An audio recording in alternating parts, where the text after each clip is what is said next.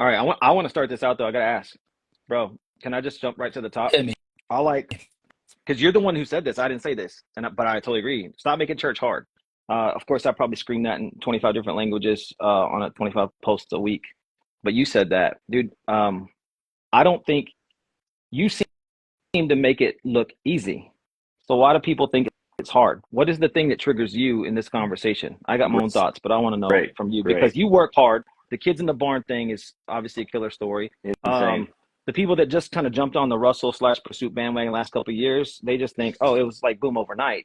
They don't know the hard work, but at the same time, you do kind of make it being, work, whatever it is, look easy. Like, so, I mean, talk about that. Is church hard? Is church easy? Um, I think I think church is already hard. It's just people add to its already perceived difficulty when you're not smart, and it's not like there's anything that I'm going to share or you're going to share that's going to eliminate the modicum of pain or Yes. developmental difficulty as it pertains to search and organizational development. But I think there's some keys and some insights, and I think there's like this thing in grind culture today where there's almost this avoidance that people have to learning from others in their life. Like you somehow get a gold Mm, medal if you burn your hand on the yeah. stove Right. instead of taking advice from somebody else to not burn your hand on the stove. Yeah. And I think for every leader, there's a necessary crucible of difficult lessons that you're going to have to learn Say that. over the course of your life, whether it's church planting or selling cars or being a dad or whatever it is. Yeah. But I want to try to learn from people who have been there, done that, bought the t-shirt, returned the t-shirt, Yeah. so that I can spend less time playing cleanup for mistakes that otherwise could have been easily avoided if I would just had the humility to ask a necessary Yeah. There question. it is. And like when we first reached out to Swebb and I was like, yo, help me, it's not because the church wasn't working. Right. It's Come on. because we had untapped capacity and potential that I knew that I needed a mentor to help uncover what was there. And so, like, when we brought Swebb in for consulting and challenging, and like, I hate consultants, and I told Swebb this, Yeah. Yeah. because I come from the political world where, I can't imagine. being a consultant, is like, it's like a negative word. Right. Yeah. It's like a bunch of these people who have kind of outlived their own usefulness, who now want to just tell everybody else kind of how to do it, but it's all Yeah. advice based on like a last generation political Yeah. model. And it's a bunch of people who make a lot of money doing stuff with very little results. And so for me, I've had an avoidance towards Mm. that, but then through some mutual friends, things of that nature, came across Swebb, and I was like, yo, I think you're a guy, number one, that I trust to tell me tough things. Yep. Like one of the Mm. first things Swebb told me was, do you want me to be nice or do you want me to tell you the truth? And I was like, I want you to tell me the Sounds like truth, Swebb. you know, and then also uh I don't need I'm not trying to hire a hype man, Yeah. like I want Good. somebody to look at my life, my church, my team, my leadership, and be able to communicate things in a way that speak to what I already know to be true as a leader. Because the reality is that um if you're a senior leader in almost any environment, you probably got there because you are already your own harshest critic. Mm. Mm. My interior voice and my interior dialogue is not Russell's the greatest. It's I've got more room to grow. I feel like an imposter. Yep. Maybe I've tapped out. Yeah. Maybe I can't do this. Maybe I got lucky. Is this really reflective of my skill set? Can I do this long term?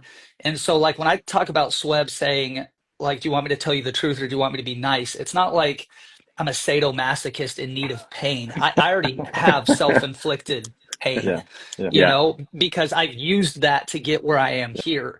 What I needed was somebody to come in and go, hey, you're good, but you have the potential to be great. Right. And I see Beautiful. it in you.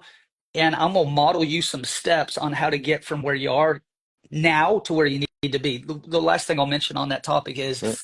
it's similar to what Paul does with Timothy when he picks him up on one of his missionary journeys. Timothy is already a young adult, but he's got a Jewish mom and a Greek father, which means he's never been circumcised. Circumcision's Old Testament.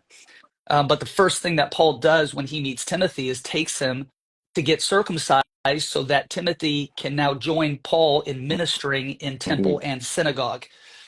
And Timothy doesn't respond, well, that's Old Testament law. That's Old Covenant. Yeah. It's like a dude who's hungry to learn from a guy who's been there and done that is like, I'll embrace whatever necessary pain there is to Yeah. graduate out of sleeping on my mom's couch into a full-time vocational role. And what I've found is a lot of people are interested in asking the question. There's not a lot of people interested in paying the price of the pain to follow up to get that needed development in their life to get where they need to go. Yeah. Pain is the entry point, that it is the price of admission. Woo. Chand says it best in his book, but he's not the one who invented it. But Chand says that the threshold of your pain is the threshold of your That's development. great. That as soon as you're willing to cry Yeah. uncle, Yeah. that's where you stop growing. And so for me, Yes. like onboarding Swebb, it was like, yo, here's the stuff in your life that you're going to have to cut.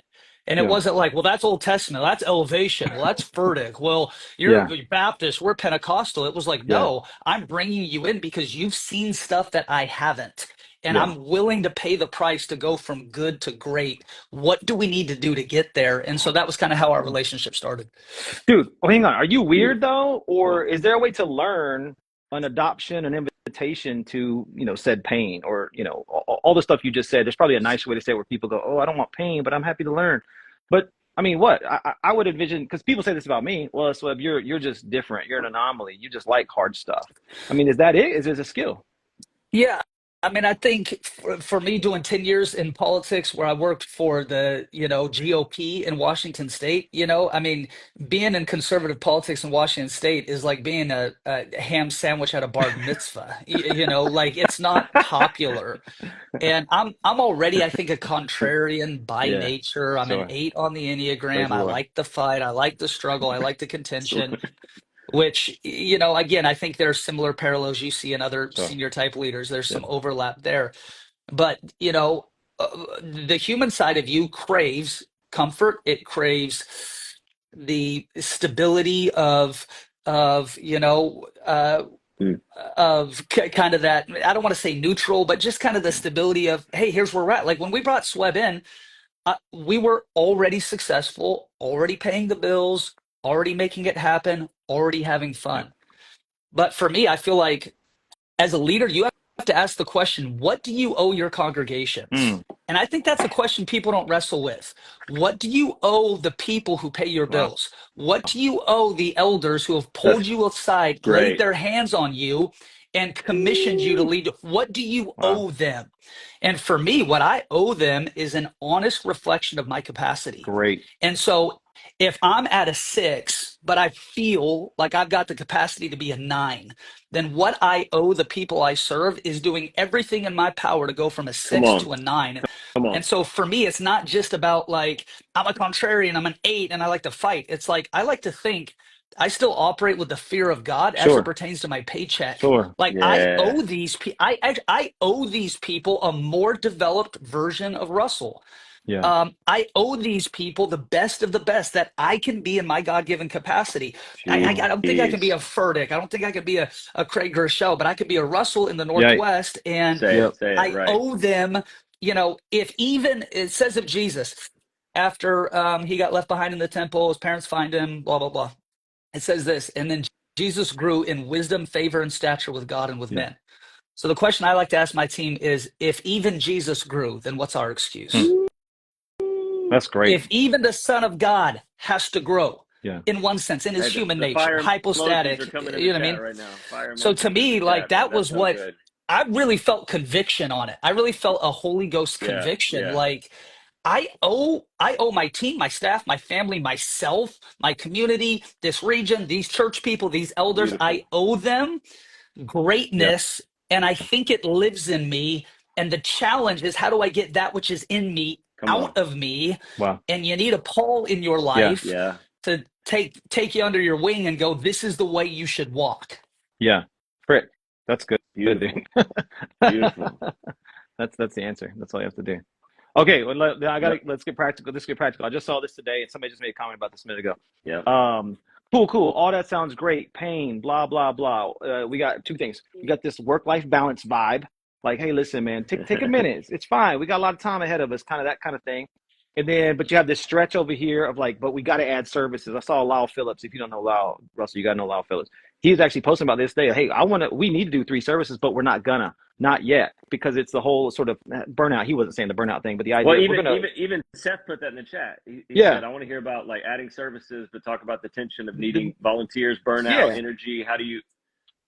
So we work hard and we talk about it from our standpoint, but then you have to also lead a few thousand people there at Pursuit, and you need to add campuses, you need to add services. Like, what's the quote balance? I'm allergic to the word balance, but maybe just speak to that, man.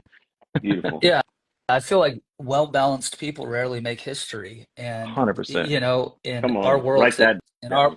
In our world today, there seems to be this like counterintuitive movement into like, if I can just establish homeostasis in every area of my life and like make sure that I have just this amount of right days off and this amount of self-care and do these amount of self-assessments, and it's self.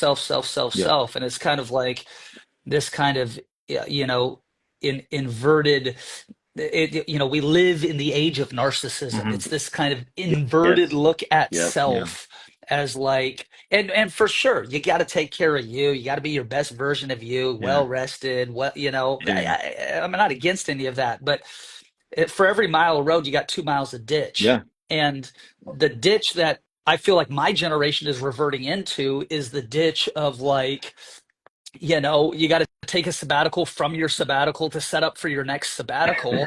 And like, you know who doesn't go on sabbaticals? The plumber who tithes and sits in your church on a Sunday morning.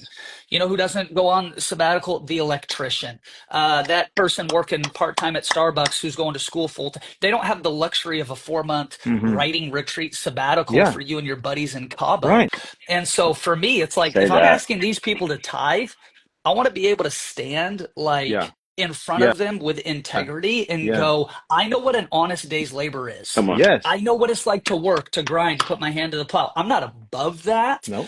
I'm in it, you know, I'm in it with you. And so for me, you know, when it comes to this, the concept of adding additional services and things like that, you know, there's some practical metrics, meters that Swebb can speak to as far as, hey, at 80% full, is that when you do it? Is it at 90? Is it 98? Is it 70? How do you know, whatever. For me, it's like I want to create as many on-roads and opportunities as I can for people to hear the gospel. So that's philosophically that. But then the other portion here is I love a full church as a preacher, but that is not what people love when they walk in the doors. They want to have 1 or 2 seats between them and the stranger who they don't know his background check or who he is. It's like when you go into a movie theater, you know, it's like, I want space. I want, you know, whatever. So we run 7 services on Sunday. I preach live at 5 of them. 2 of them are live streamed, but I feel like I've been given the grace to do that. And people say, well, how do you do that without burning out? Well, number one, you gotta understand the lane of grace that you're running. And Paul says, I labor in the grace more than all of you. And so like my recommendation is not, if you're a pastor, you need to preach 5 times every Sunday. Between preaching at home and traveling, I think I did 400 or 500 sermons in 2024. Crazy. I'm not recommending that for anybody because that's my lane of grace. Understand your lane of grace. But when you find it, don't be afraid to drill down and make that your thing. And so, you know, for me, I just go, hey, if we're going to be running 80% at a service, I'm immediately going to launch another service because, you know, I feel like sometimes guys, with teams, it's like, well, people are going to get burnt out. We spend so much time talking about burnout. Burnout is not a colloquial term. That's a clinical definition. And 98% of the time people use burnout, they're not talking about a clinical definition that would hold weight in any doctor's office. They're talking about, you know, their boss asking them to work an extra 8-hour shift because you have conference once a year. And so the utter bull crap of this whole system of thinking and processing that really is a reflection, I think, of inverted narcissism. To me, I'm just over it. Burnout does not come from working too hard. No. Burnout comes from working in the wrong spirit. Yes. When you don't understand your lane, you don't understand your assignment, you don't understand your grace. Yep. For me, if you asked me to be a kids pastor, I would be burnt out doing that 10 hours a week. Mm-hmm. Yeah. Because that's not my lane of grace. I'm not trying to diminish that role. It's not my lane of grace. Right. And I can only be the one who answers the question of what my lane of grace is. So if you want to spend time doing 17 self-assessments to figure out which Disney princess you're most like on Facebook, why don't you do a self-assessment and go, what's my lane of grace? And then once you find your lane of grace, be willing to go all in on that, because that's what makes you unique. That's what causes you to stand out. Why does Washington have 6,000 churches? Why the crap do we need one more? Yeah. Why? Because I'm going to offer the region something that the dudes who are playing golf 7 months a year are not going to offer them. That's why. So I need to keep that front and center. And again, I'm not trying to diminish anybody else or take shots at it. That's not my heart. I'm just saying, man, when you find your lane of grace, drill deep, because it's better to go deep than it is wide. Let's go. Okay, hang on. So maybe I missed it. Man. Go back. How do you find this lane of grace? So hang on. I just want to say a couple things though. Because I come at everything you just said too from this like metaphor of fitness. Like when we talk about burnout, I'm like, that's a fuel problem, not a flame problem, right? The candle doesn't get too hot. It just burns out, like literally runs out of fuel. To me, that's a leadership issue. You're saying lane of grace. It's all that sort of stuff. I talk about fitness too. You have to work it. I don't know. And this is where you're going to teach me. This is where you're going to give me some scripture. It's going to be great. But like, I don't know if it's like, I prayed this prayer, bam, lane of grace. I view it more like fitness. Let's work a little bit. To your point earlier, a trainer, a coach, a Paul, somebody come in, work me a little bit. I might have to dabble here and there. I'm going to commit to whatever I put my hand to. Yes. But so all that to say, how am I finding said lane of grace without spending 20 years in ministry or 10 years in politics and then 10 years building a church or whatever? How do you feel like you're going to, I don't know, how do we help people do that? I think, one of the ways for me is like, you got to have people in your life who are more interested in being honest than they are assuaging your insecurity. Like, hey, absolutely. Hey, here's even when I was in politics, for example, I was just telling this story to somebody the other day. I'll never forget, I was lobbying on a bill one day, and I think it was related to criminal justice or something. And I'm sitting in front of these senators and representatives. I'm lobbying for this bill. So I get done lobbying for the bill, and this like unsaved senator, comes up to me after the legislative session, and he goes, "Hey, have you ever considered being a member of the clergy?" And I go, "No, why?" And he goes, "Man, when you were giving testimony, it just reminded me of, some of those same type of guys I used to watch on TV preach. I feel like this might be on your life." This dude's not even saved. Okay. What's he saying? He's saying, hey, when I see the way that you interact, I'm witnessing something, recognizing something, noticing something, whatever. So I think having people in your life who are like it doesn't matter how big the conference is that I preach at. I can go preach at Jensen's with 20,000 people. Okay. When I get home, I'm still the dude who has to take out the trash. Yeah. That's really helpful for me because, it's a place where I am fully known and completely loved. And this is sometimes why I think people love to be on the road so much is because some of these itinerant guys, the reason why they love to be on the road so much is because they can be barely known and fully loved. That's great. And that sounds great, but it's lonely, and lonely. So being in a place where you're surrounded by people who are like, yo, man, that's man, I noticed that on your life. Or have you ever thought about that? Or have you ever considered that? Or, hey, as I've been noticing, watching, witnessing in your circle, a part of your tribe, a part of your friendship, so I think honest assessment, because people, I think, are scared to death of being honest, because as soon as you have a question about honesty, you have to have a question about humanity. Because the reality is you have finite flame, you've got finite candle, you got finite fuel, you got finite time, you got finite breaths in your lung, you got finite steps in your feet. It's finite, and people don't like to wrestle with the finite, which is why you got 78-year-old pastors hanging on with no transition plans, because as soon as you start to think this way, you have to wrestle with your human limitations. And so for me, I'm just like, no, I want to onboard feedback like that, because one of the things that like Swebb helped us do, for example, was going, hey, I can lead an organization day to day. I can do HR. I can do the books. I can do the meetings. I can do a lot of those things. That is not the best use of the organization's money as it pertains to my paycheck.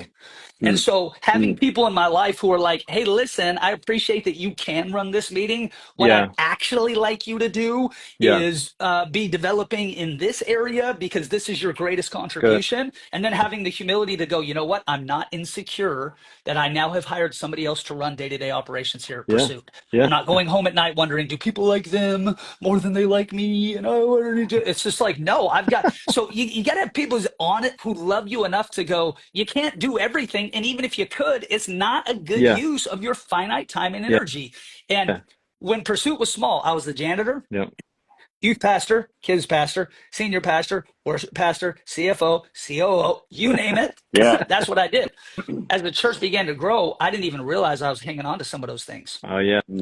Sure. And I had to get to a place where people were like, listen, man, you ain't gonna be able to grow to the next level until you offload the baggage of where you've been and pick up luggage for where you're going. Great. Yeah. Baggage is about where you've been. Luggage is about where you're going. And so it's like, okay, I've got to get a new set of luggage because the organization needs something from me now that I cannot provide if I try to do all of these things at once. Dude, is there just practical and kind of vulnerable here from you? I'm just curious, is there something that you hated letting go of? Is there something you're still sticking around? You're like, man, but I really, really love to do finance or something. What was hard for you? Yeah, for me, I really love like the construction aspect, the remodel, the physical, because I have this penchant.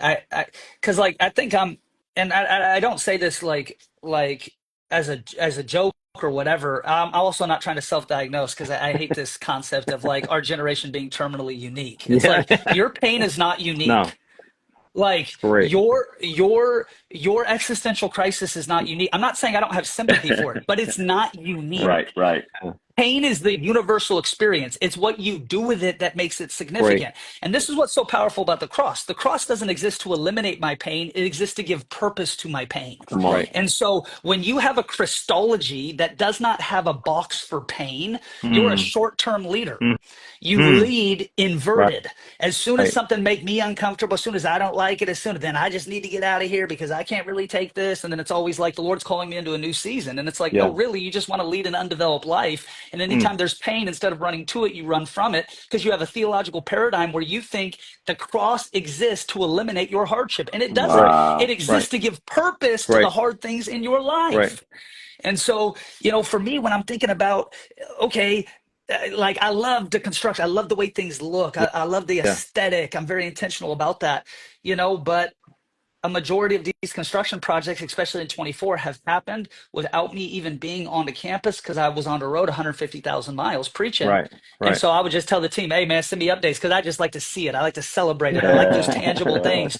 But that was hard to let go because I'm like, well, what if they make a decision to paint that wall and it's ugly? And I just had to, I just had to be okay with going, if we have to spend another $5,000 to repaint that wall because it's ugly, that's a well worth investment of the money, but I can no longer hold this as the author and the finisher. I can't. Dude, that's good. Okay, so I got to be friends with you last few years. You're the lead pastor. I have unique access, but there's quote regular people that are watching this.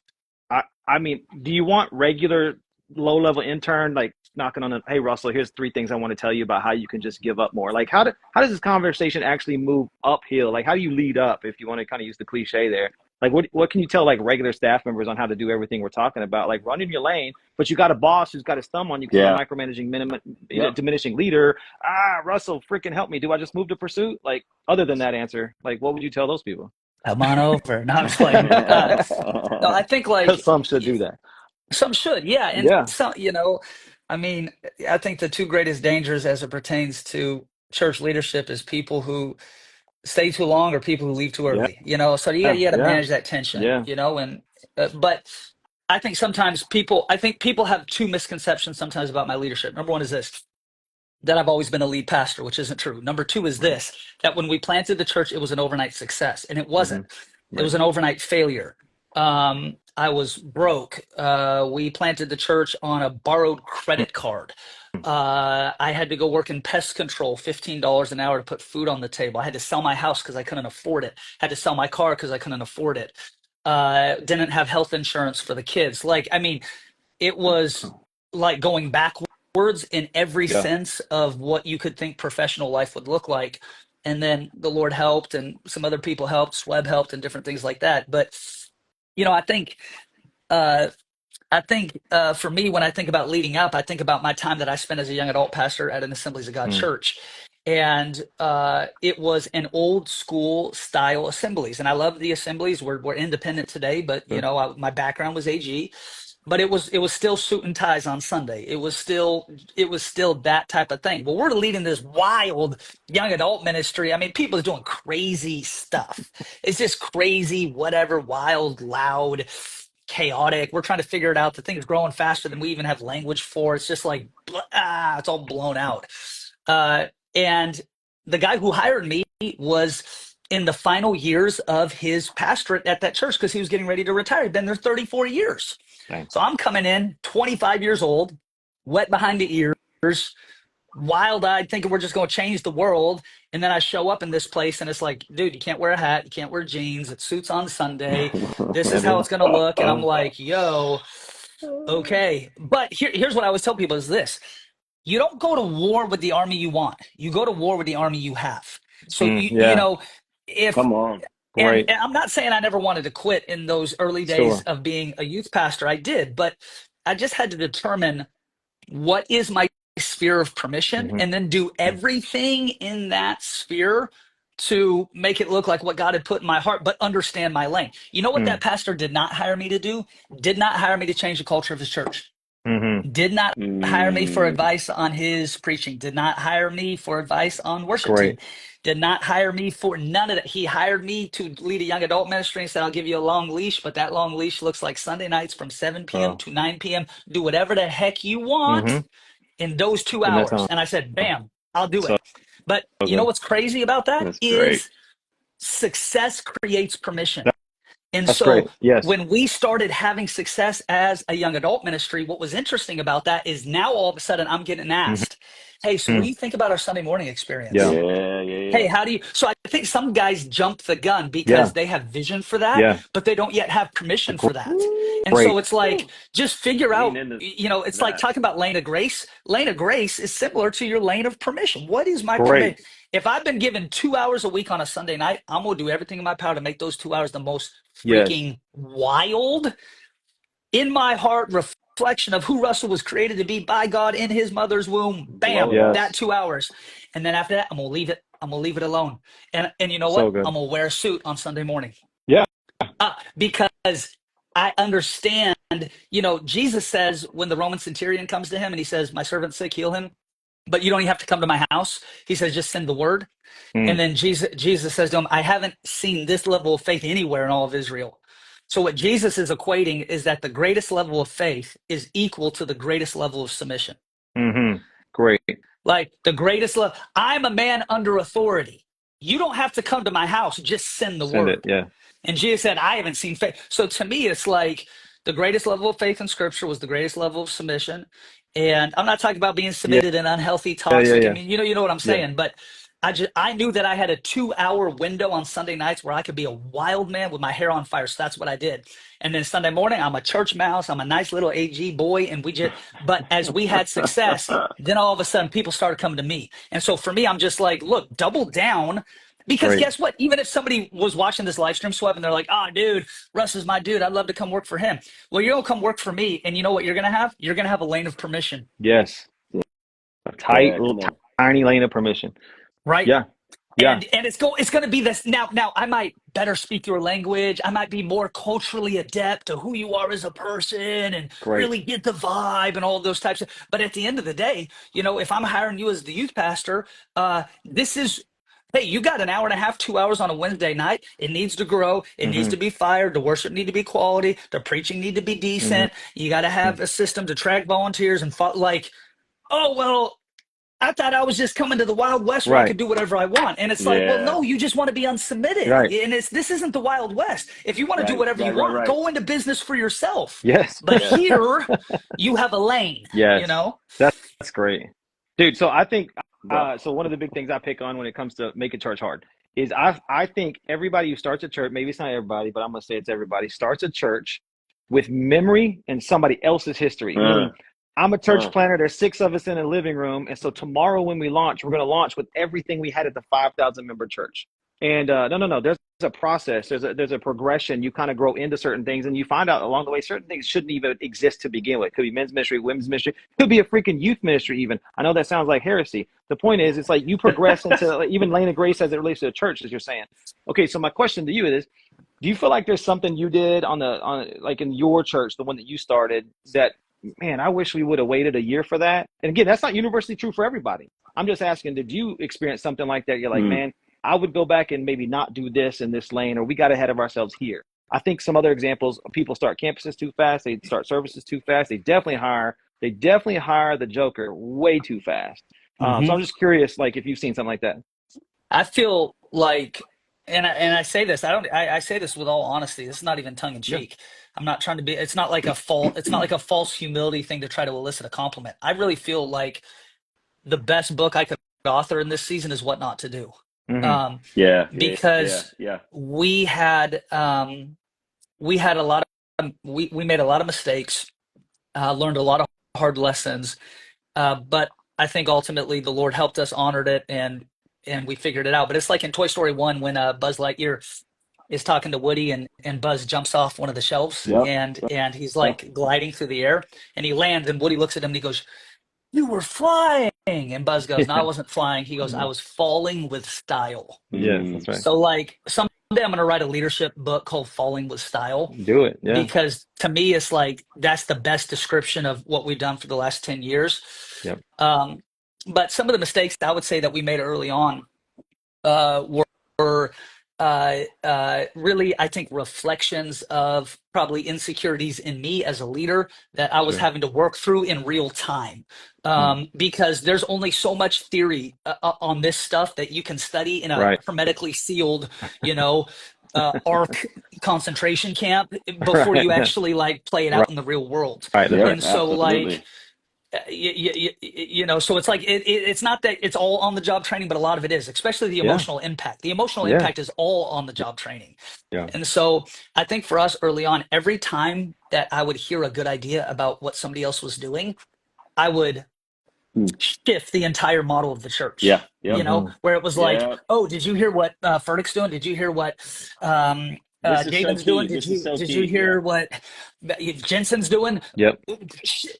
And so it's like following somebody on the freeway who's changing lanes, but they're not turning on their blinker. Yeah. And so you're like, and what I noticed was that I was creating an ecosystem where it was difficult for me for people to follow me as a leader.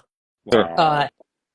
And so what I found is that people can't follow your voice until you find your voice. That's good. And so for me, there was like a 2-3 year period of time where it was like any good idea became the next thing that I was going to try to do and try to be. And I saw that preacher sitting on a stool while he preached, and I kind of like hate the sound of my own voice and hate the way that I look when I preach. And so maybe I'll sit on a stool, and then like, it was just like everything from the way I preach to kids, all this stuff. And so one of the things that Swebb helped us do, even when we first started talking, was to get better results and more productivity from actually doing less. Yes. And so it was like, why? If your church has Royal Rangers and that works for you, God bless. It's an amazing ministry. But why do you feel the need to have to replicate that just because that is what you saw in your past? And I think sometimes what people do is they get drunk on the nostalgia of systems that worked in previous settings. Come on. And what they don't recognize is that God is creative enough to give you your stamp, your design, your fit, your feel for what your church does. And every young church planter, they all say the same thing: we're going to do church different. Well, no, you're not.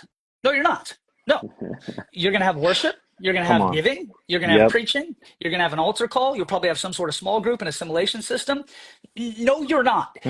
What is different about your church is you. Come on. And so when God created you as an original, but then you die as a copy, you're doing a Yes. disservice to the creativity that God has. So for me, I had to recognize, you know what? Pursuit is going to look like 90% of other churches. But that 10% it factor, unique, Yes. new, Yep. is me. Yep. And I got to get what God has his first. And some of that's just through trial and error. You just try that and you're like, that sucked. Sure. Let's not do Sure. that. Yeah. And other stuff, you're like, I don't care. I don't care if there's 7 people at the prayer meeting. I'm doing it because it's just, Yeah. it's part of my stubborn commit, whatever, you know? So it's not just like how many people are showing up. But I think for me, I was, your yes be yes, your no be no, else you're unstable in all your ways.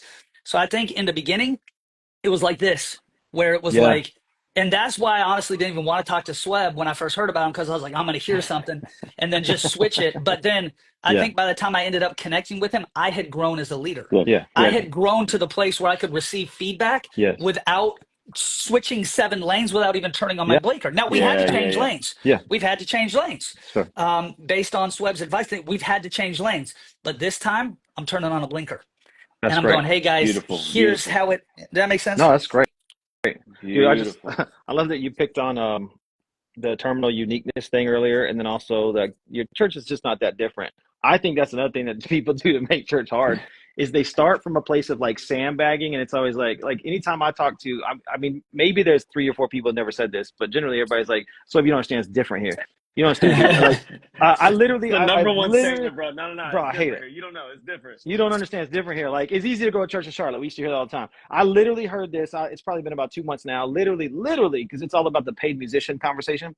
Bro, you don't understand, man. It's hard to find musicians in Austin. I'm like, I live in Austin, so people just have this idea that everything's always hard, it's always unique. But my point is, they start from this place of like detriment, like woe is me, that kind of thing. Okay, all that to say, you're in a actually hard place, dude. I just throw your name out there all the time. I'm like, I know a guy that's in the worst place that's different, because every place is hard and every place is different.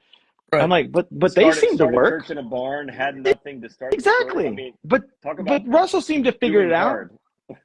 So go back, and maybe you're just going to repeat the lane of grace type of stuff, but just like you evidently didn't think that. Somewhere along the line, you're like, screw it, I still have work to do. Again, is that a transferable skill? How can I help other people do that? Do I need to say it nicer? Is it a pill we can hand out? Like, because you're not, like you said, it's not different. Just work what you got, produce, and then we'll have a conversation. Like, you seem to be different. Yeah, I think when you operate with the faulty presuppositions, it don't matter how much time you spend working the formula, you're going to reach the wrong conclusion. And so it's kind of like in algebra, the first thing they teach you is that like in a quadratic equation, you need to solve for X. And I think some guys are trying to solve for the wrong problem. Yes, great. And so instead of going like, how do I just be the best version of who God has created and equipped me to be for this community?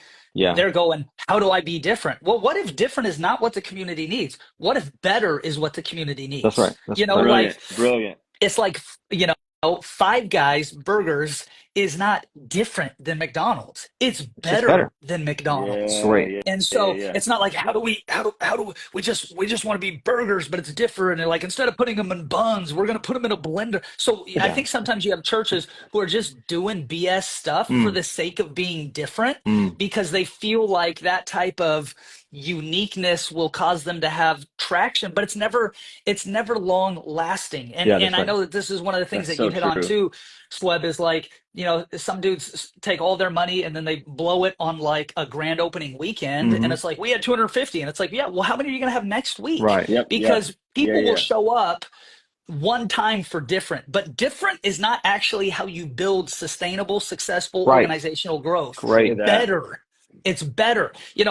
It's like all the iPhone guys, the iPhone versus the Android, and they're always like, oh, Android had that 5 years ago and now iPhone is just getting around it. And I'm like, yeah, but nobody wants an Android.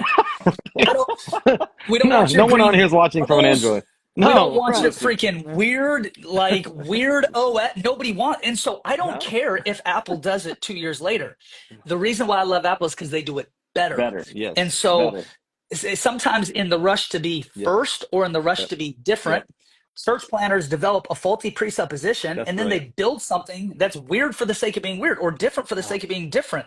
Or it's like, what if we don't gather on Sundays, but we do, but it's like once every other 3 weeks. And then and you just show up and you're like, nobody in their right mind wants to go to this. It's weird. Yeah, it's weird. We don't want this. Well, we're the different church in town. Okay, well, that works for a season, but it's not a long-term developmental strategy. And so, for me, when I look at these types of things, it's like, I like being crazy and I fun stuff and controversial, whatever. But I do that as seasoning. And when you operate with a faulty presupposition, you will take that which is seasoning and make it substitutionary. Wow. You'll take the seasoning and you'll make it the foundation. So then every week you got to be the different guy who does something different. And you don't have people showing up because they want to tithe and support that. You just got people showing up because it's a freaking train wreck. And everybody loves to watch a train wreck, but it's not buildable. And so for me, I'm like, dude, if people think that, it's like I get criticized. I mean, I get criticized all the time. I'm not trying to have a boo-hoo party about it. That's part of life. That's what you sign up for. Deal with it. But like, I used to be really offended when people were like, well, you're just trying to copy Judah. Yeah. You're trying to copy Ferdy. You're trying to copy blah, blah, blah. You're trying to copy whoever. And I'm like, that used to really irritate me. And then I was like, I actually don't, that doesn't bother me anymore.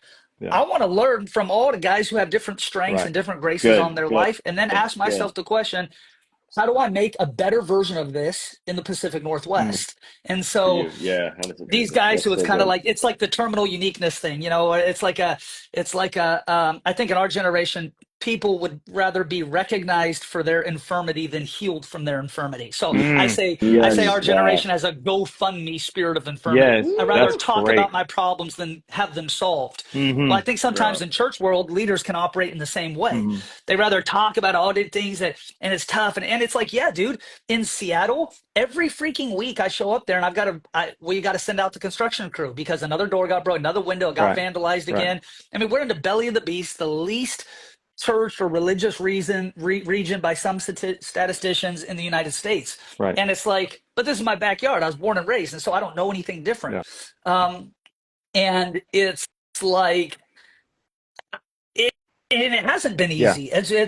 Planting a church has been the worst decision I've ever made, and the best decision I've ever made all at the same time. It's the tale of two cities. These things are enmeshed together. There's not a balance. They exist at the same time, at the same frequency, and at the same intensity, and that's life. But for me, it's just like, Seattle's tough. Yeah, the weather sucks. The politics sucks. The taxes suck. And the people are generally disinterested in religion. But every negative is a positive out of balance. The people who show up on Sunday, they really want to be there. Right. In the Bible Belt, you could say it's easier to draw a crowd. Yeah, but half of them show up just for cultural reasons. They don't want to be there. So it's like, pick your poison. And like you said, Swebb, you're like, pick your heart. Every region has a reason for why it's not going to work what's in your heart to do.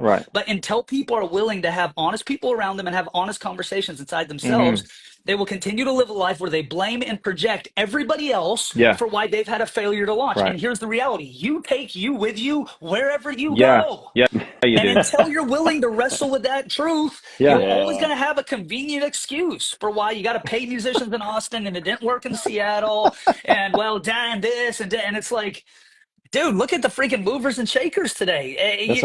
You could write a dissertation on why it shouldn't have worked for the stuff that they've done.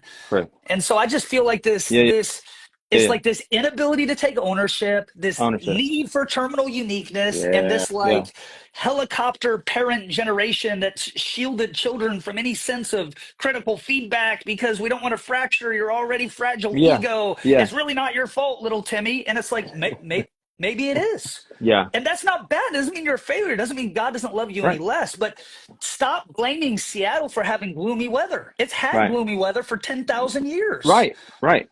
Dude, okay. Sorry. On that note, I got a couple no, this is great. I like it.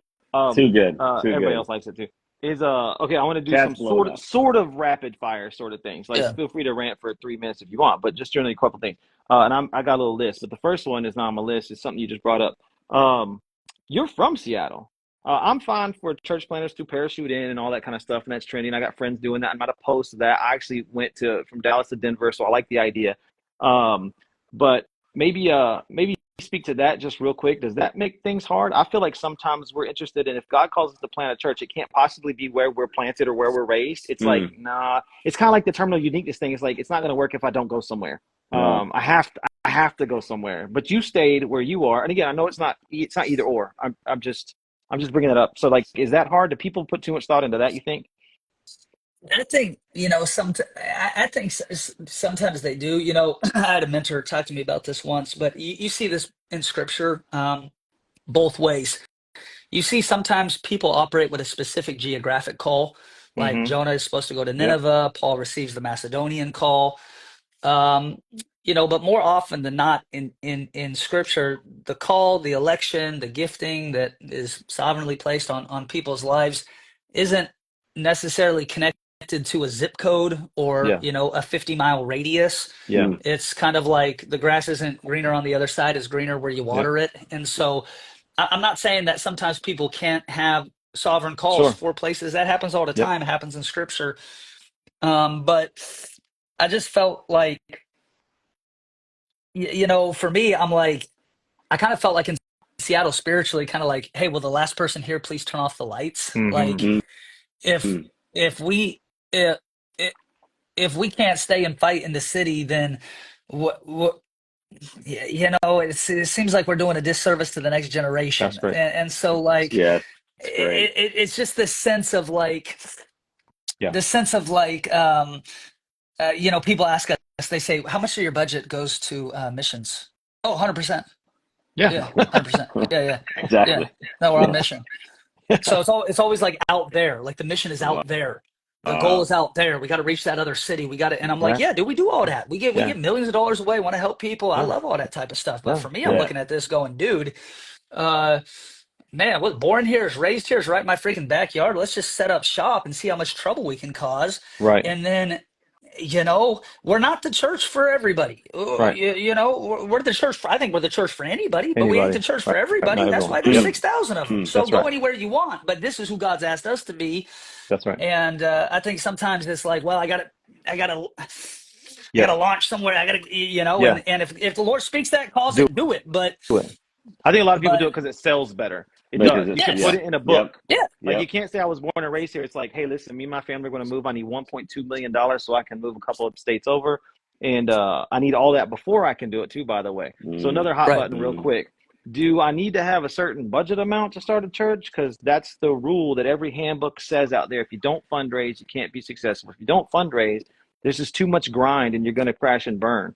Like, just give me your hot takes on that real quick. Yeah, I mean, I borrowed a friend's credit card at 18% interest, walked down to a Guitar Center and bought a sound system that they sell for like DJs who do like little kids' birthday Yeah. parties.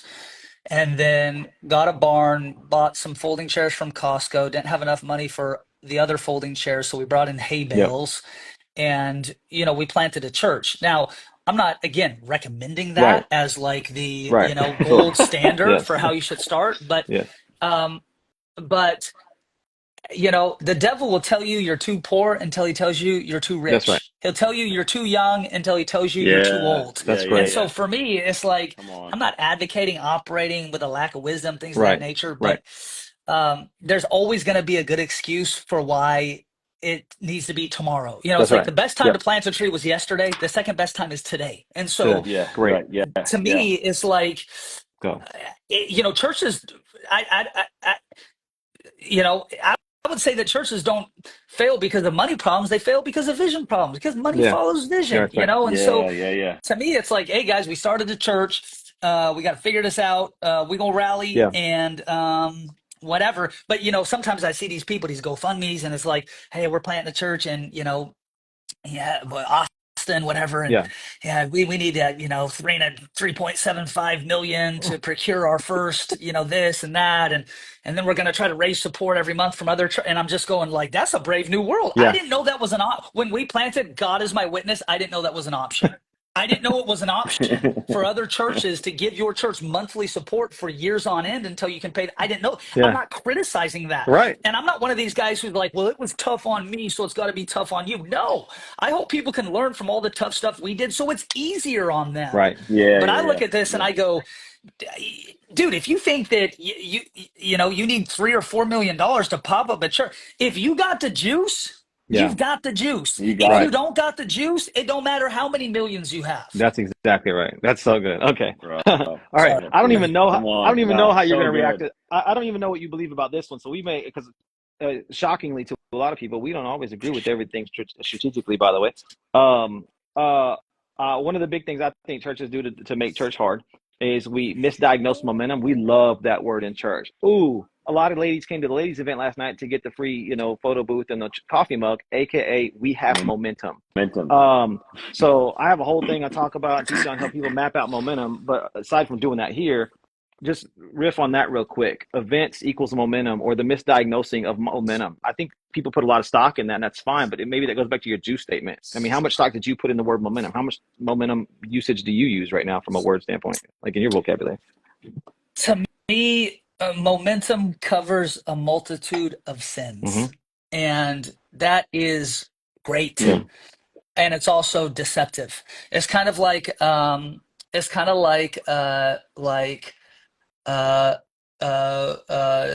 one generation who will pass off a church to another generation, but the church that they pass off is already in decline, but they have a level of liquidity in their bank accounts. And so it will convince the new leader that things are more insulated or better than they actually are, because it's a thin veneer that separates them from the reality of things. And I think that's in a long-term picture, but in a short-term picture, it's like, yeah, man, we all love momentum. It's like the wind when it's blowing, you got to raise your sails.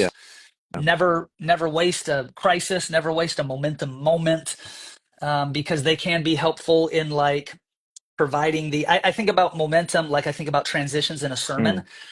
It's helpful to transition when you have momentum. Because the ball is already rolling, the grease is already on the skids, and it's like, hey, look, in light of what's happening here, I think we should, it's like, yeah, you want to launch another service when you have the momentum to do it, not when it's like, nobody's here. Well, let's start a second one in faith. Well, no. But I think, like, again, that momentum game, to me, it's like momentum is like, kind of like in one sense, like kind of the favor of God, things that hit in the lotto, things that it's great, it's whatever. But, to me, trying to build a church on momentum is like trying to build a marriage off of a honeymoon. It's like you had a great, that was great, and we can celebrate that. But people in ministry and in church in our world today have short-term memory like you would not even believe. I mean, just a month ago, I think it was less than a month ago, was there not a terrorist attack in Louisiana? ISIS? That ain't even talked about on the news. The short-term memory of people in our lives, leaders, what we do is we build monuments to momentum long after people have forgotten that was even there. And so for me, it's like, dude, I want to celebrate when it's like, dude, wow, that feels like we really got the juice in this thing. That's awesome. Cool. So I'll see you tomorrow at 9 a.m. in your office for your regularly scheduled weekly review, so we can talk about now how to build on that. So like our youth pastors, for example, they just did this youth camp in August, summer youth camp, took the most kids ever, to youth camp. That they've ever done, and so they're all like juiced and excited. As soon as they got back, I told them, I said, none of that matters unless you're able to harness the wind for the week after. I said, your most important event this week is not youth camp. It's the Wednesday after youth camp. And so instead of like sitting around happy clappy, like self-aggrandizing because you happen to, have a record crowd, what the crap are you going to do with it? Good. Okay. A couple more of these. Speak to the evangelism versus discipleship argument. How much energy have you spent in the last 10 years picking one of those things? Because I feel like, again, let's argue that all day long before we even get more than 45 people to show up at church. So is it an either or? Is it both and? What do you say about that? I don't think the church exists primarily to do either of those Okay. things. I think the church must do both of those things, but I don't think it primarily Great. exists to do either of those things. So when I think about church, I think about PEMDAS. Now, I don't know, maybe I'm dating myself, maybe that was just my math class, but when I was in math class, and they said, hey, now that we're getting to algebraic functions, you have to remember the acronym PEMDAS, PEMDAS, because that acronym will let you know what to solve for first in a complicated equation. So the P stands for the parentheses. Whatever is in the parenthetical bracket in a quadratic equation, in an algebraic function, you have to solve for that first. We're all looking at the same numbers. It's just, what do you solve for first? And so for me, I think the church primarily exists to glorify Jesus, and in doing so, bring people into an encounter with his presence. And I know people like every dying church in America has in common? A profound vision statement. So like, vision statements is like, for years, people charge all these money to help your church develop a vision statement. I'm like, people aren't not coming to your church because the vision statement sucks. It's because your church sucks. If we just change the vision statement on our wall, revival would break out. Nobody even reads that, And so for me, it's more of like, I use that because it's internal language, because it helps remind us the order of operation. So I think, like the Apostle Peter says, we're priests, kings unto him. The church primarily exists to worship Jesus. Out of that place of worshiping and glorifying Jesus, of course people are discipled. Of course evangelism has to happen. Of course you have to build out models and tracks and programs to help facilitate those types of things. But when evangelism becomes your primary, it births the seeker model. When the seeker model is what you inundate an entire generation with, it produces people who've been maybe have a great church attendance record, but have no concept of what it means to even be born again.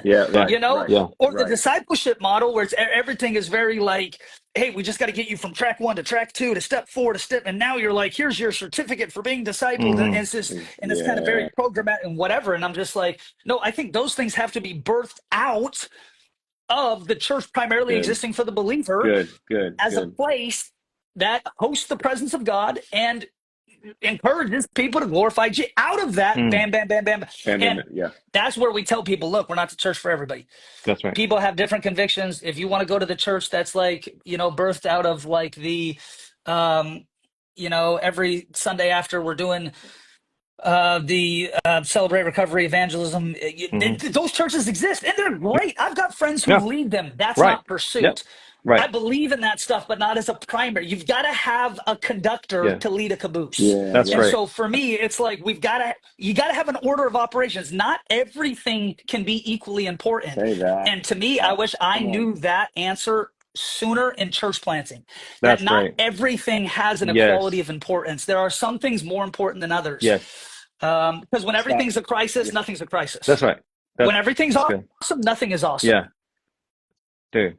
All right. Let's finish with this. You got to go preach or something, or go to an event. Are you preaching, or are you just going to this event? No, I'm not. I'm staying on the live stream. Oh, eating cheese. I thought Mike was going to have you come do something. No, that's your second cheese. That's it. Oh, all right. Well, I talk about these 3Ds all the time: definition, decisions, and not discipleship. Not at all. Just discipline. Okay, so just again, quick-ish. What's a word or something churches do that you'd like to know? What the frick do you mean? We say a lot of words: community, growth, vision, all these, and I'm like, but what do you even mean? Define that for me. So, do you have one of those that you can think of that people use too much? Like, what do you mean by that? You know what Spurgeon said? Spurgeon said, ambiguity is the fortress of heretics. That sounds good. I'm put that in my bio. And as like a Wesleyan Pentecostal, I don't often find myself quoting Spurgeon, but when he's right, he's right. But for me, like one of the axioms, things that the church, that I hear people saying, that honestly, it like nothing irritates me more. I want to choke people to death when I want to choke them until they stop breathing and pass away when they say this. But when they're like, yeah, I'm doing life. I'm doing life. We're just doing life. We're doing I life. can Yeah, see we're Russell like doing this. we're doing it. It makes like the vein in my forehead pop. Like I like I'm like, what are you talking? That doesn't mean anything. That Right. doesn't mean Right. anything. We're And doing no, life. it's So like one of good. those statements where it's like the emperor has no clothes. Nobody even thinks it means anything. We just don't know what to say because it Right. sounds remotely spiritual. And Right. so much of the religious world hides behind Yeah. ambiguity because we're scared to death of actually adjudicating whether or not we're successful. And Mm. so then we have all these like axioms and things, and it's like, oh dude, like what do you do here at Pursuit? Man, I just, like I really just like do life. I'm like, no. There's only one person who has permission to do life with anybody, and it's me. And I'm in the office right now at 7:06 p.m. And you know why I'm in the office? I am not in the office because this is the only place I can do the live stream. You know why I'm in the Say, office? say. Because I worked all day today because I Come love to on. work and I expect other people to grind as well. Yeah. But it's like this, like, what did you do? Well, I just was like, just grab Starbucks, really heard somebody's story. Do that on your own time. Do that on your own damn time. Don't do that on my time Right. because Right. that's Yeah. like, and it doesn't mean anything. It doesn't produce anything. And Right. so for me, I'm Right. just like, no, like we are a part of a tribe of people Yes. commissioned with a mandate Yes. from a board of elders, a heavenly invitation, hosting the presence of God as the Apostle Peter commands the church with these types of stuff, all these types of things, and doing life. No. Do you want to lead a small group? Because I can get behind that. Yeah. Yeah. Yeah. You want to go Right. take kids to the street to witness? I can get behind that. But this whole like I was gone from the office for 6 hours. What were you doing? I was just doing life with somebody. It doesn't work anywhere, even remotely around me. And so it's just like, okay. Let That's a me good one, bro. let me trigger you again because my buddy just said. Trigger him again. Trigger him again. Here's That was another good. one that Too good. Greg just said. We're fast paced. That's the one that triggers me. What do you think about people in churches that say they're fast paced? Have you ever considered yourself fast paced? What does that mean? I feel like the most people who say that, especially those of us who worked in an actual fast-paced church, we Yeah. go like, that ain't fast-paced. And I'm the Nope. same. I kind of want to choke them, Nope. or obviously just completely write them off. But are you fast-paced? What do you think about that? yeah, I mean, I think like fast paced is one of those like, it's like it's like ice skating at the Olympics. There's not a real metric for it. It's just kind of like how the judge feels on that particular day. Yeah, that's It's a like, great oh, example. you got an That's a 8 great for example. a creative interpretation of the ice dance today. What does that mean? What? And so, I think fast paced is like, well, fast compared to Right. who? Like That's right. Yeah. when my 3-year-old runs around the house in his diaper, he thinks he's Yeah. fast. Well, Right. fast for who? Yeah. And so, Yep. I value like, and I know you do too, Swebb, like fast paced, like decision making, just Mhm. own it. Of course. I've said this before, and I don't mean this like theologically, but I do mean this organizationally. I'd rather have somebody bold about being wrong than insecure about being right. Like, just Yes. do something, Do own it. something. Fail Well, I don't boldly. know. Like, I Yeah. don't know if should we start at 5:30? Should we start at 6? And I don't know. So we have analysis paralysis, and 17 meetings later, we still don't know. Just pick a time. Just do it. Right. Just, Right. Yeah. just do it. Nobody cares. Nobody Yeah. actually cares. Just Right. do it. Right. And so, to me as a leader, I get, depending on who you talk to, even in my environment over the last 10 years of people who've been with us and transitioned to new seasons, there'd have people who say, Russell's too fast. And you have people say, well, Russell's too slow. Or Russell slows down there or speeds up there or whatever. And I'm just like, fast paced, you got to ask the next generation what That's right. fast paced is. That's We right. like Yeah. TikTok because it's fast paced. Mhm. So if you're fast paced as MySpace, that's not actually fast paced in a relative sense. That's right. That's good. And it's like, well, you've been talking about putting in new carpet for 9 months, but you have to Yeah. have 40 board meetings to get it done. Fast paced, Mm. I mean, I talk fast, I leave, I want things bam, bam, bam, bam. But Yeah. it is true. The bigger the ship, the slower it turns. But I don't think it has to be true to the nth degree where it becomes debilitating because people hide behind that. They're like, well, it's a big ship here. And I'm like, well, first off, it ain't that big. Yeah, that's Right. I have Come on. people tell me that, and it's like, well, I'm running a church of 200. Well, that's a big ship here, and you don't know because it's a big ship, and and a big ship. What are you talking about? A big ship? I'm not trying to diminish it, but what do you, what was your budget last year? 400,000. Well, it's not a big ship. Yeah, that's right.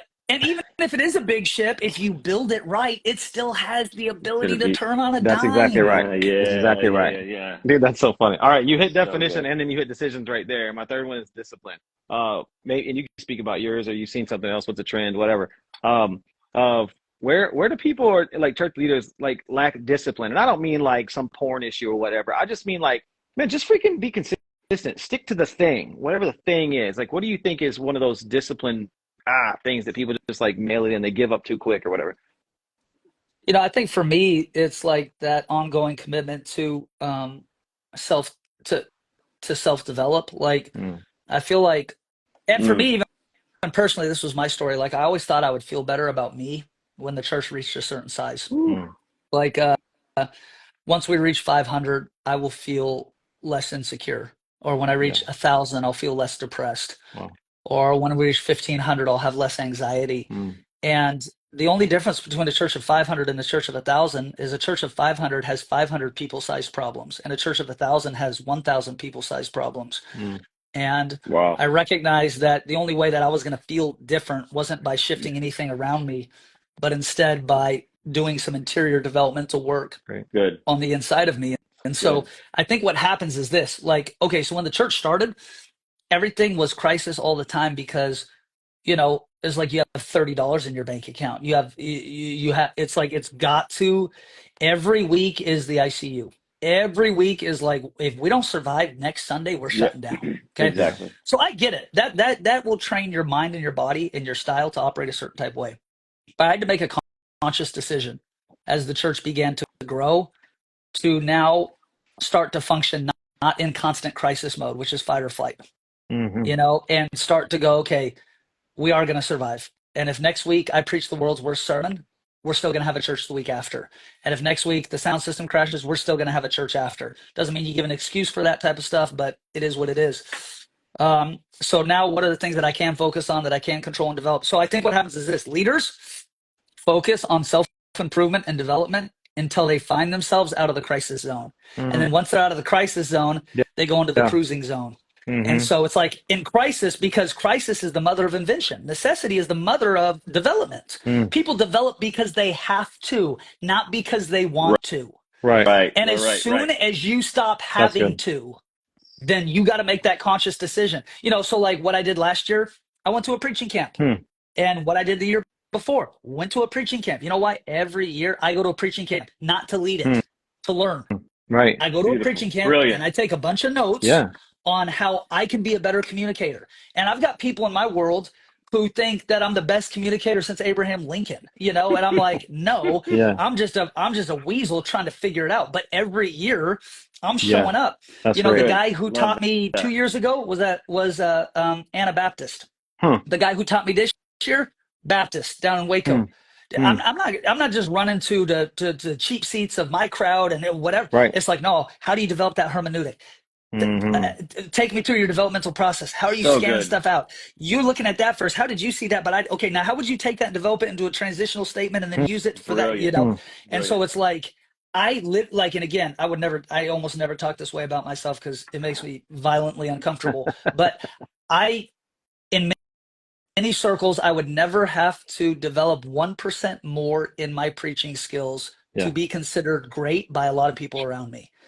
But I owe myself and my board better than what I do. And so like, and it's hard to do it now because we're not in crisis. So making the decision to develop, even when you don't have to, is the hallmark of maturity.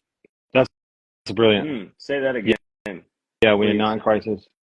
Dude, making the decision to develop when you're not in crisis is the hallmark of maturity. And so it's like, dude, man, when you get the DUI and get pulled over and your wife's leaving you and the house is on fire and it's like, I need help. It's like, well, great. Yeah. Let's do that. But like, what happens when your wife is like, fine, I'll stay with you because you got sober, and then the judge lets you go, and then then you got to make a decision. Like, am I Yeah. still going to be a self-developing person? Yeah. And so I think what happens is you have leaders who finally graduate out of crisis, and then they just go into their operational norm, which is kind of that plateau, and not even necessarily that they're going downhill, but it's just kind of Mm. like, are you still an interesting person? Do you Mm. still have anything to offer the Right. world outside of the fumes of the talent that hasn't grown since yesteryear? Like, what are we like? What are Hmm. what are we? And I'm not saying. And here's the reality. Like in my preaching, and again, I hate talking this way about myself, but That's in helpful. preaching, the reality It's is helpful. like I don't.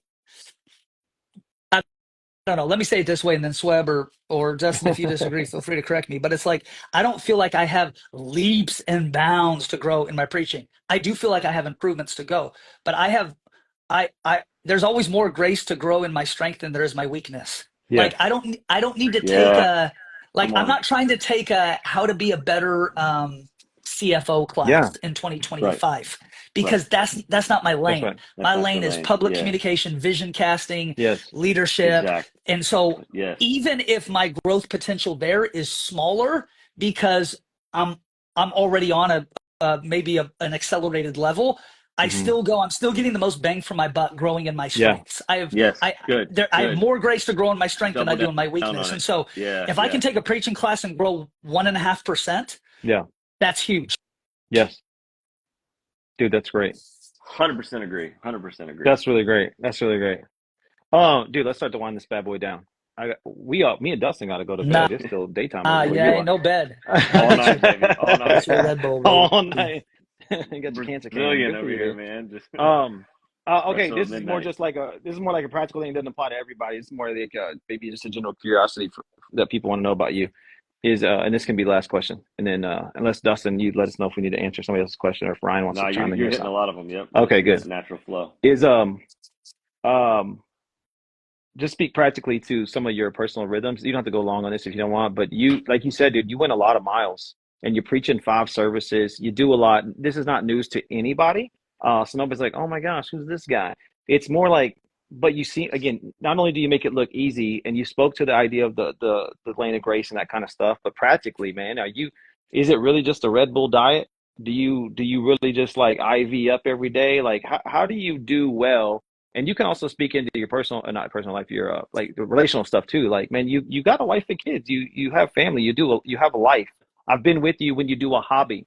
I've seen you with friends. But I gotta say, I gotta think if somebody just kind of swoops in here and watches 10 minutes of this, or obviously they see you just from an Instagram snapshot, they're like, that dude ain't human. So, man, if you just don't mind loaning us a little bit of insight in how you actually, Great. take the Clark Kent Great. approach to being Superman. Great. Yeah, I think, I mean, when you're out in the Northwest, we hit the banya, it's kind of like Yeah, the dude, Russian game spa, hot changer. tub, cold plunge, sauna. A couple Yeah. folks from our church own it, and so we like like hitting that with the boys. Uh, I think for me, and this is even something that like Sweb, you really helped me on when you came and brought your teaching on just like the concept of work-life balance. Again, not necessarily that the framework of that Yeah, is broken, but I think oftentimes the application of it is yeah, inefficient. yep, yep. And it's been one of those things that has been weaponized to mean a lot of different things. Hmm. And then it's used by people who, want advancement in an organization, but are never willing to put in more than 39.5 hours a week, Right, right, and then turn their phone on do not disturb and then wonder mm, why other people excel and they don't, right, So it's like, yeah, right. have a work-life balance and be broke. That's fine. But I'm Yes, going to reward people who grind, who go yeah, above and beyond. yeah, But Dude, yeah. this is so anyways, good. back to your original question. So So good. yeah, I mean, honestly, it, the Lord knew what I needed when I married my wife because I wasn't in full-time ministry when I Mm, first got married, and it was something that I grew into over the years. And so being married to somebody who is not, she's like the opposite of a needy person, hmm. which almost like gave me a complex early on because I'd like go travel places. I'd be gone for a week, and I'd be like, "Yo, like you didn't even text me," and she was like, "Yeah, you're working, Yeah, and when you're gone, I'm working too. So that's what? great. I'll see you when you get home." And I'm like, All right, I All can right. work with that. You know what I mean? Okay. Uh, All so right. like that's been helpful, Yeah. but I think for me it's like I try to like I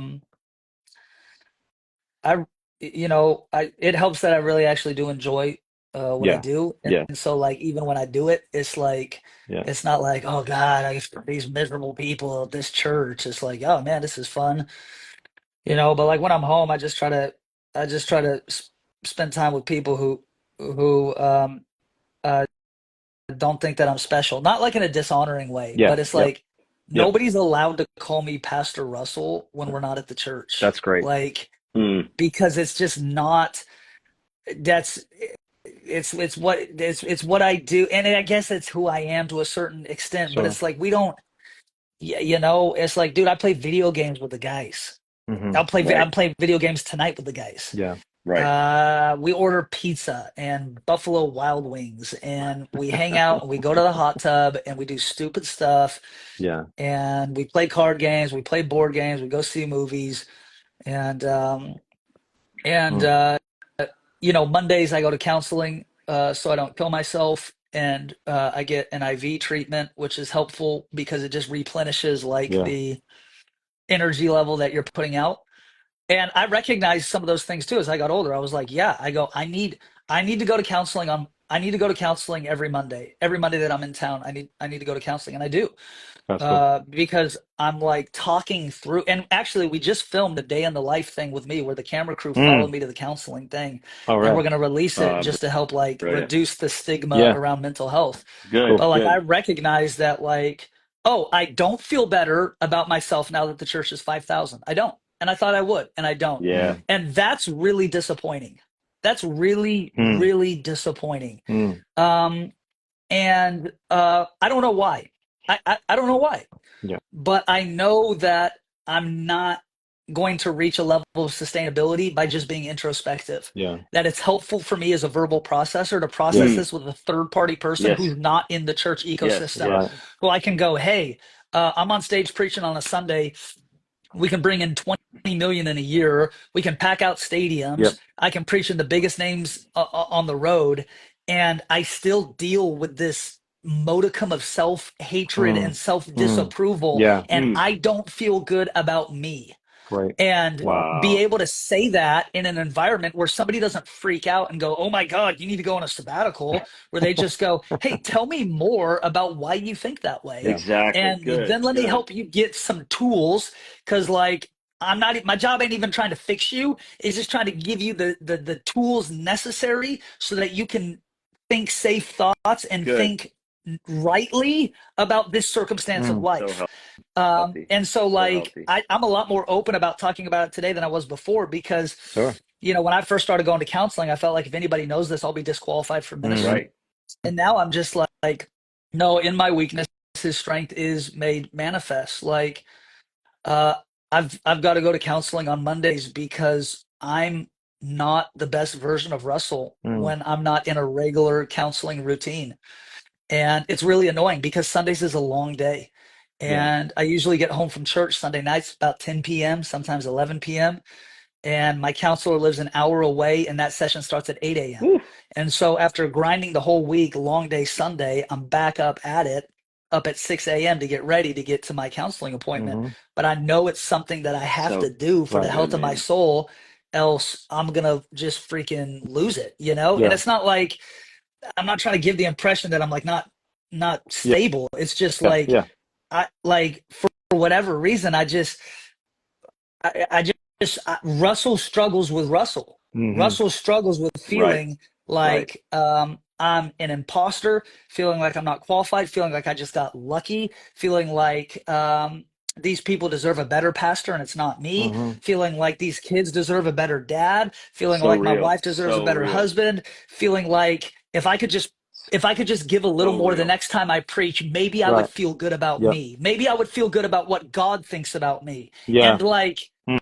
I know that that's not a right way to think, Right. Right. but for whatever reason, that is a pathology I wrestle Mhm. with. Wow. And so what I recognized was like, yo, I got to sit in a counselor's office and feel like an idiot on Mondays and open up about what's going on in my life, because that therapeutic conversation allows me as a person to go, like, I don't know if there will ever come a magic day, and I know that this live stream isn't like about mental health, so I apologize for fine. making That's it, great. but like, This is so good. like I So good. don't know if there will ever come a day where I'll walk into a room and like a light switch. I'll never wrestle with those things in my mind. Mm-hmm. But I think with God's help and with some of these tools, I can, you know what I call it? I call it Monday's ghost.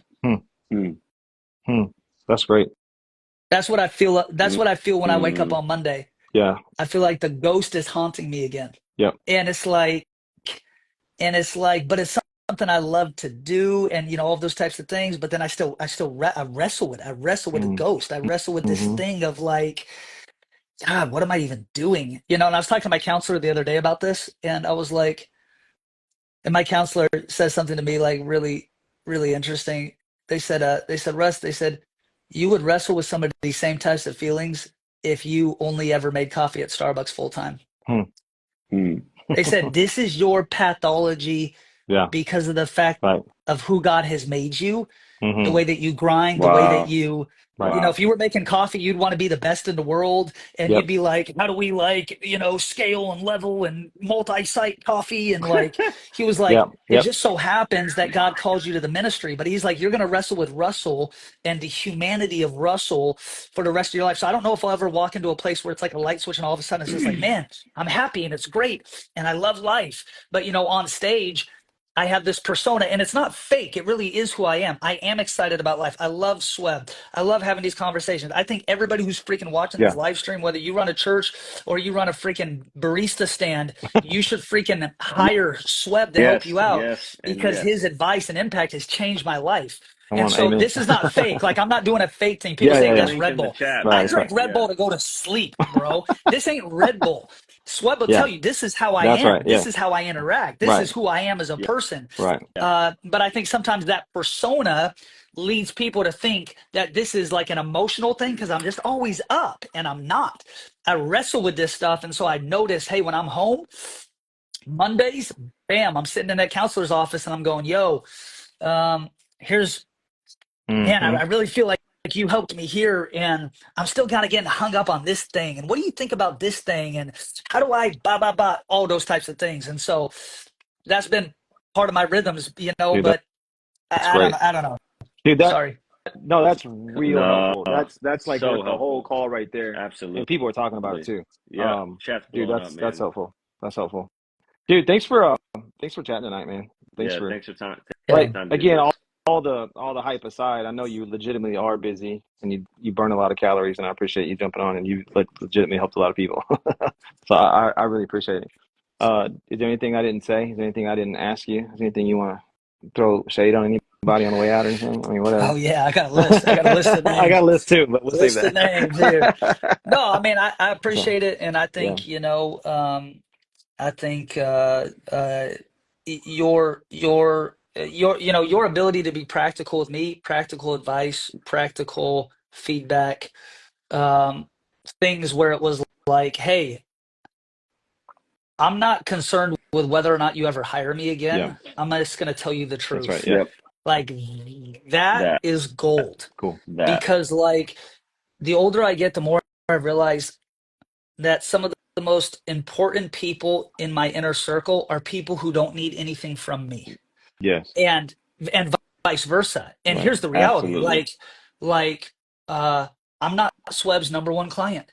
If I said tomorrow I never want to talk to Swebb again, you know, you're not losing an hour of sleep over it. And vice versa. If you're like, hey, you're the worst client I've had, I'm firing you. It's like, okay, great.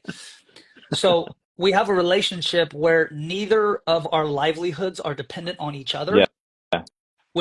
Which allows us to have honesty and transparency in conversation. And like, and so, you know, some of the consultants that I've worked with in the past, it's always like, it's like they're too concerned with ulterior things to be able to actually have developmental conversations. It's either like, well, I don't want to piss off the client because he's paying my bills, or I just want to give them some breadcrumbs so we keep them on the line. And That's it's right. like, dude, when I met you and I was like, oh, I feel like this is a person who's going to be helpful for the life of my church. Yeah.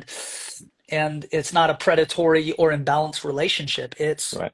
bop, Yeah. bop, bop. So Right. I can't say enough how much I've appreciated your friendship and impact on Same. me. And again, I just encourage everybody on the live stream to head to the website, which is pinned in the comments, because you have been immeasurably helpful in my life. Cool. Thank you. Thank you for that. Yeah. Yeah, man. And all that's exactly right. I'm a huge fan. Everybody knows that. Some people make fun of me for it because I still wear all your gear, but I'll always wear free hats and free shirts. So there you go.